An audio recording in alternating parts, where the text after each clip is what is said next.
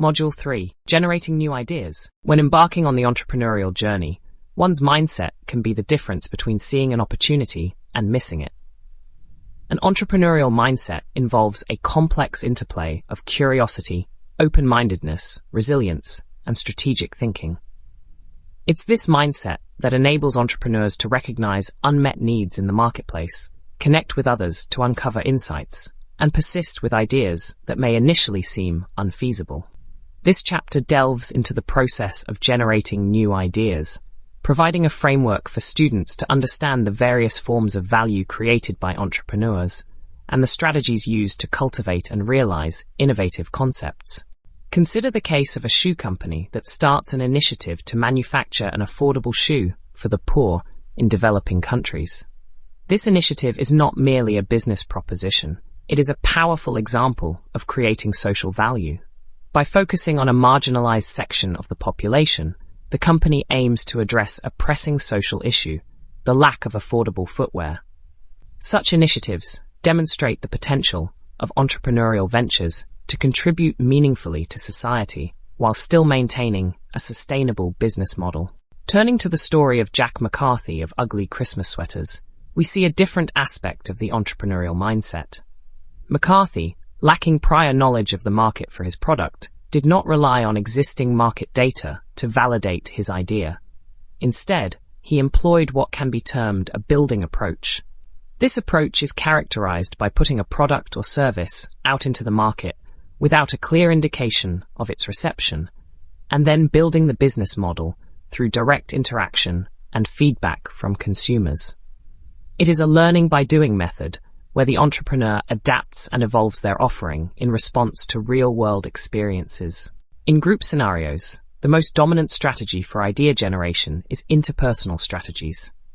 These strategies revolve around the dynamic interactions between individuals, where each person's knowledge, experience, and perspective can spark new ideas and insights. Interpersonal strategies encourage open communication, brainstorming sessions, and collaborative problem-solving, leading to a fertile environment for innovation. Now, let us address habit-breaking strategies, which are essential for fostering creativity and innovation. Habit-breaking strategies are designed to shake up conventional thinking patterns and encourage individuals to look at problems and opportunities from fresh angles. For example, consider the technique of challenging a firmly held belief by considering its opposite. This mental exercise can unearth assumptions that limit our thinking and can lead to new insights. Another habit-breaking method involves adopting the viewpoint of an outsider, which can shed light on blind spots in our understanding of a situation. A particularly intriguing habit-breaking strategy is the so-called Napoleon technique. It entails asking oneself, what would Napoleon do? This technique draws on the ingenuity and resourcefulness of the famed military leader, urging the entrepreneur to consider bold and strategic moves that might not be immediately obvious. By imagining how Napoleon would navigate a challenge, an entrepreneur or employee can break free from conventional wisdom and explore innovative solutions. As entrepreneurs or employees tasked with generating new ideas, employing habit-breaking strategies can be a powerful way to bring about creative insights. By stepping outside of our habitual thought processes and viewing challenges through different lenses, be it the opposite perspective, the outsider's viewpoint, or the strategic genius of historical figures, we open ourselves up to a broader range of possibilities. These strategies can be particularly effective when we feel stuck or when conventional approaches have failed to produce results. In summary, the entrepreneurial mindset is about more than just starting a business. It's about seeing possibilities where others see obstacles, creating value in various forms: economic, market, social, environmental, and using innovative strategies to turn ideas into reality. As students of entrepreneurship, it is crucial to cultivate this mindset and understand the strategies that can help generate and develop new ideas, whether working alone or in groups, to make a meaningful impact in the world of business and beyond. Using design thinking. In the dynamic world of product and service creation, the philosophy of design thinking has increasingly become a beacon for entrepreneurs who wish to craft solutions that resonate deeply with their users. At the heart of design thinking lies a profound empathy for the end user, an approach where understanding human needs precedes the consideration of business feasibility and economic sustainability. This human-centered design process ensures that the final product is not only desirable, but also meets real needs in innovative and user-friendly ways. Imagine the process as a journey into the lives of the people for whom you are designing. It's a journey that begins with curiosity and observation, leading to insights that are deeply human and often surprising. For instance, when Janelle observes a consumer applying candle wax to the edge of a can to facilitate the lid's replacement, she doesn't just see an individual performing an odd ritual, she gains a valuable insight into consumer behavior. This act, though simple, can reveal unarticulated needs and pain points, guiding Janelle to design solutions that address them. The observation phase is more than a mere collection of data. It's an opportunity to connect with the user's experiences. It's about understanding the why behind their actions. By witnessing the consumer's makeshift solution with the candle, Janelle isn't just accruing new knowledge of consumer application. She's being invited into a moment of their daily lives, gaining a perspective that data alone could never afford. This is the essence of empathy in design thinking. Immersing oneself in the context of the user's lives to uncover the nuances of their experiences. As these insights accumulate, they become the bedrock of the ideation phase, where possibilities are explored. Here, the question of what can be possibly achieved in the near future steers the creative process. This isn't about dreaming the impossible, but about envisioning the feasible, solutions that are within reach, given the current constraints and opportunities. Feasibility, therefore, becomes a critical concept, guiding entrepreneurs to channel their creativity towards what can be actualized in the tangible world.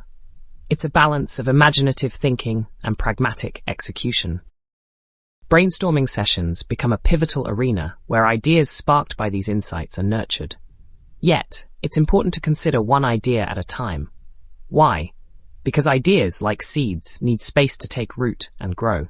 By focusing on one idea, participants can delve deeper, building upon it and possibly making creative leaps. It's akin to a jam session among musicians, where a single melody is expanded upon, allowing for a symphony to emerge. In design thinking, this approach fosters a collaborative environment where an idea can be stretched, challenged, and refined until it reaches its most innovative form. Moreover, considering one idea at a time can prevent the chaos of cognitive overload. It allows for clarity of thought and for each idea to be heard and considered on its own merits. This disciplined approach to brainstorming cultivates a fertile ground for creativity, ensuring that each idea is given the attention it deserves. In essence, the human-centered design process is a journey through empathy, observation, ideation, and iteration. Entrepreneurs who adopt this mindset are not just designers or innovators. They become compassionate storytellers, translating human experiences into products and services that not only meet needs, but also enrich lives. It is through this lens that the most successful and impactful solutions are crafted, embodying desirability, feasibility, and viability in every curve and contour of their design. As we embrace design thinking, we learn that our creations are not just objects or services. They are extensions of human behavior, aspirations, and the ever-evolving tapestry of life. They are, at their very best, a reflection of our collective humanity, sculpted with care, thought, and a deep understanding of the people they are meant to serve. Testing and experimenting in markets. Imagine you're in a world where markets are bustling hubs of ideas, products, and hypotheses, all waiting to be tested and proven. This is the realm of market experimentation, a playground for the curious and the innovative, where every assumption can be scrutinized and every theory put to the test. Let's take Marine, for instance, a popular girl in her school who, one fine morning, brought a fidget spinner to class. Her charm and social standing made the toy an instant hit, and soon every student seemed to own one. What role does Marine play in the market of high school trends? Well, she's certainly not just a buyer or a saboteur of silence. She's more than an economic agent. She's a decision maker whose choices can sway the market tide within the school corridors. Now think about the moments when we feel most alive, most inventive. It's not just during the hours we spend in formal education or toiling away at our jobs. Often, it's when we step out of our comfort zones, trying new experiences and acquiring fresh skills. This is where the magic happens. New connections are formed, and our knowledge expands, sparking innovation. Consider Sean, an inventive soul who saw a mundane problem and envisioned a solution, an automatic cat feeder. He didn't rush to the stores with his idea. Instead, he crafted 7 prototypes and reached out to friends with feline companions. This small-scale trial, a pilot, was his way of dipping toes into the waters of the market, gathering valuable feedback without the fanfare of a full-blown product launch. Now, let's discuss ethics in experimentation through the lens of Antoinette's vegetarian burger test. She wanted to test a hypothesis that people wouldn't notice her burger wasn't beef. At a local store, she offered samples, dubiously claiming it was a new beef burger. She gathered data via questionnaires, but here's the rub. The participants were deceived. They were unknowingly part of a food experiment, a risky business, where allergies and ethical standards are serious concerns. Antoinette's approach was flawed. Participants have the right to know what they're consuming, and informed consent is a cornerstone of ethical experimentation. By not disclosing the true nature of her product, she not only risked potential health issues for her participants, but also breached their trust. This is a prime example of what not to do when conducting market experiments. The scientific process of experimentation in markets, or any field for that matter, is a dance with the unknown, guided by the steps of inquiry and discovery. Asking questions, performing background research, developing hypotheses, and conducting experiments, all these lead to the grand finale, analyzing data and assessing results. This process isn't a straight line, it's a cycle of learning and refining, where each iteration brings us closer to understanding the truths of our markets. As we explore the realms of possibility, let's remember the lessons from our friends Maureen, Sean, and Antoinette. Be a decision maker who knows the pulse of your market, embrace new experiences for innovation, and always uphold the ethics of experimentation. In markets, as in life, integrity is the currency of trust, and without trust, no hypothesis, no matter how compelling, will stand the test of time.